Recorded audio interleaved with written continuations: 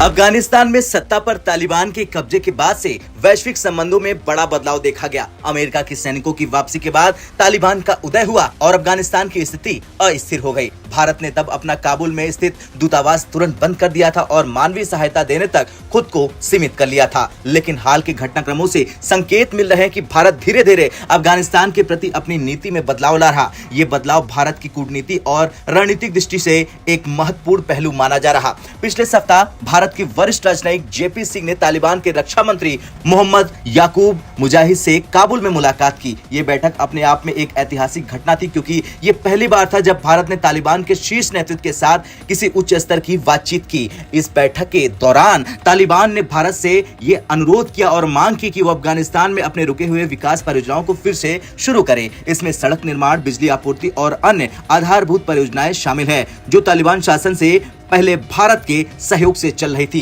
तालिबान ने न केवल विकास कार्यों को फिर से शुरू करने की मांग की, बल्कि भारत से अफगानिस्तान के प्राकृतिक संसाधनों में निवेश करने का भी अनुरोध किया। अफगानिस्तान में अलग अलग प्राकृतिक संसाधन हैं, जिनका अभी तक पूरी तरह से उपयोग नहीं हो पाया है। तालिबान की इस रिक्वेस्ट को एक रणनीतिक कदम के रूप में देखा जा रहा है, क्योंकि तालिबान अपनी आर्थिक स्थिति को मजबूत करना चाहता है और इसे हासिल करने के लिए उसे भारत जैसे मजबूत साझेदार की तलाश है। भारत के लिए तालिबान के साथ बढ़ते रिश्ते कई तरह की चुनौतियों और अवसर प्रदान करते हैं, क्योंकि तालिबान का मानवाधिकारों का रिकॉर्ड बहुत खराब है और इसके कारण दुनिया भर में उसे मान्यता देने को लेकर विरोध है। इसके बावजूद भारत के लिए अफगानिस्तान में निवेश करना उसके रणनीतिक हितों के अनुरूप हो सकता है। चीन और पाकिस्तान पहले से ही तालिबान के साथ कूटनीतिक संबंध स्थापित कर चुके हैं और अफगानिस्तान में भारत की बढ़ती उपस्थिति इन देशों पर एक सामरिक दबाव डाल सकती है। तालिबान ने हाल ही में मुंबई में अपने अस्थायी काउंसलर हाफिज इकरामुद्दीन कमील की नियुक्ति की है, जिससे भारत में रहने वाले अफगान नागरिकों को काउंसलर सेवाएं मिल सके।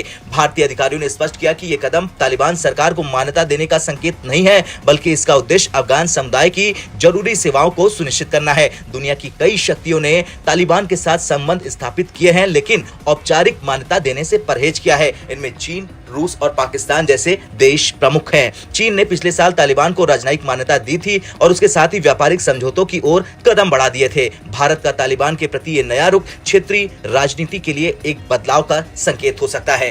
भारत का अफगानिस्तान में तालिबान के साथ बढ़ते रिश्ते न केवल कूटनीतिक दृष्टिकोण से महत्वपूर्ण है, बल्कि इससे दक्षिण एशिया में शक्ति संतुलन पर भी गहरा प्रभाव पड़ सकता है। जहां एक ओर तालिबान के मानवाधिकारों के मुद्दों पर भारत को आलोचनाओं का सामना करना पड़ सकता है, वहीं दूसरी ओर अफगानिस्तान में उसकी आर्थिक और रणनीतिक उपस्थिति से उसे लाभ हो सकता है। देखना यह होगा कि भारत आने वाले समय में किस प्रकार तालिबान के साथ अपने संबंधों को संतुलित करता है। आपका क्या कुछ कहना है, कमेंट कर जरूर बताएं।